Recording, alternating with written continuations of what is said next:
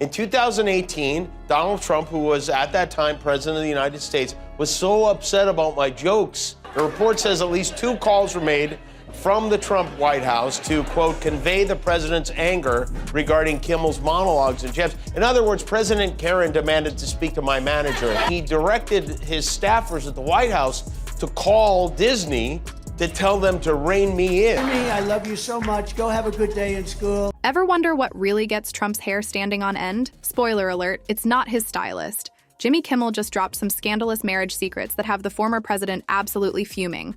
From farting in bed to snoring like a freight train, Kimmel's revelations are so outrageous that Trump might just consider suing his own bodily functions. Stick around to see how the Orange Wonder attempts to tweet his way out of this chaos. Jimmy Kimmel is at it again. The late-night kingpin has cranked up the heat on Trump, and wow, did he bring the fire this time? His latest revelations have sent shockwaves through social media, and Trump's reaction has been nothing short of explosive. Kimmel didn't hold back, taking direct aim at the former president's personal life in a way that left audiences both laughing and stunned. He's a blowhard and a snowflake. He's a blowflake is what he is. He should change the hats to say, make America whine again, Mawa. We have a First Amendment right that Americans a hell of a lot braver than Donald Trump died for, and it's especially hypocritical. But if I point out that he's so fat they renamed the plane Air Force Wonder Bread, I'm the bad guy all of a sudden? Donald and Melania sleep in separate bedrooms. She was laughing too hard at my monologue at night. It's like Kimmel woke up thinking, today's the day I make the orange menace lose his mind. Kimmel has been roasting Trump for years. It's practically his trademark, just like Trump's love for fast food and firing off unhinged tweets. But this time, he came armed with some seriously juicy gossip about Trump's marriage, and you could feel the audience hanging on every word. He kicked things off with the usual jokes about Trump's infamous hair.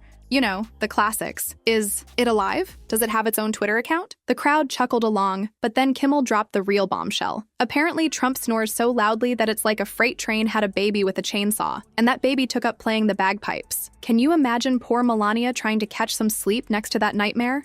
Santa Claus got up bright and early to post 165 venomous words about yours truly. And I'd like to go through that with you. Today he had a day off, and how did he spend that? Brunch with Melania? No. Maybe a catch with Barron in the yard? No. Who still hasn't recovered from his horrendous performance and big ratings drop as host of the Academy Awards. Oh, that's weird, because I read in the news that the ratings went up this year. The audience was eating up Kimmel's jokes like it was the last slice of pizza at a wild frat party. Meanwhile, you could almost hear Trump grinding his teeth all the way from Mar-a-Lago. But Kimmel? Oh, he wasn't done. Not even close. He hit the crowd with another bombshell. According to his very reliable source, wink wink, Melania doesn't just put up with the presidential snorefest. She sleeps with noise-canceling headphones. Talk about a creative way to tune out the snore-in-chief. As the laughter settled, Kimmel gave that signature mischievous look. The one that practically screams, oh, we're just getting started. You know, the same glint a cat gets right before it swipes your favorite mug off the table. That's when you know something hilarious and potentially explosive is about to go down. I made fun of OJ 1,000 times. He hasn't tried to kill me once. The only 2 who've tried to stop me are Donald Trump and Marjorie Taylor Greene, who actually called the cops on me. All he does is he makes fun of disabled journalists. He calls our veterans prisoners of war, even losers. He insults his opponents, his friends. Now, we all know Trump doesn't exactly take jokes in stride. Remember when he tried to sue Bill Maher over that orangutan joke? Seriously? His skin is thinner than the hair on his head. So you can bet your last dollar that as Kimmel was spilling these marriage secrets, Trump was probably turning 50 shades of orange. While Kimmel was having an absolute laugh riot, Trump's fingers were likely working overtime, rage typing away on his phone. Let's take a peek at his latest tweets, shall we? Subtlety? Not exactly Trump's strong suit when it comes to throwing shade. Remember Effie? Yeah, that kind of stuff. As Kimmel's jokes got more personal, you know Trump's tweets got even more, well, Trump-like. It's like watching a tennis match, except instead of balls, it's just insults flying back and forth. First up, the Orange Wonder kicks things off with a classic, calling Kimmel unfunny Jimmy and a loser. Real original stuff there, Donnie. But as Kimmel spills even more awkward details, Trump's tweets go completely off the rails. Suddenly, he's tossing around fake news and witch hunt, like confetti at a sad clown party. Not Jimmy anymore, it's Tamara, but I will.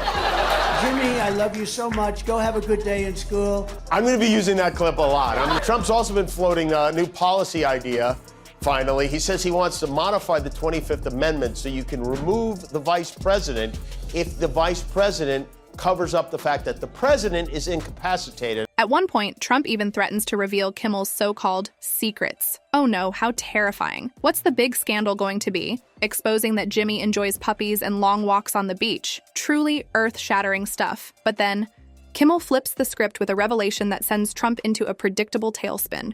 His alleged fear of stairs. And just like that, Trump is on Twitter, frantically typing about his perfect health and incredible stair climbing skills, as if America was waiting on the edge of its seat for a presidential fitness update. It's like watching a grown man try to prove he's not afraid of the dark, except in this case, the dark is just a flight of stairs. Can you picture it? Trump, red-faced, huffing and puffing his way up a set of steps, tweeting with one hand while clinging to the railing for dear life with the other. If that's not peak athleticism, I don't know what is. Now, most people assume Trump is just a loudmouth with bad hair, but here's the real shocker. Both of those are understatements. Some conspiracy theorists might even suggest he's actually a malfunctioning robot controlled by a squirrel in a tiny suit. Sounds ridiculous? Well, just watch how he reacts whenever someone mentions nuts. But seriously, what's up with those bizarre hand movements? At this point, it's hard to tell if he's emphasizing a point or rebooting his operating system mid-sentence. Rolling Stone published a story today. The topic was what could happen if Trump wins. Trump briefly attempted to get justice officials to twist campaign finance laws and the federal equal time rule to declare that anti-Trump material broadcast by Saturday Night Live, Jimmy Kimmel, Stephen Colbert, and others was somehow illegal for giving illegal campaign contributions to the Democratic Party in the form of jokes and on-air satire. During his 2024 campaign, which is now, according to a source with direct knowledge, Trump's raised the topic again, venting about the need to punish late-night comedians. He wants to lock up the late-night hosts. And what happened to this, by the way? Jimmy, I love you so much.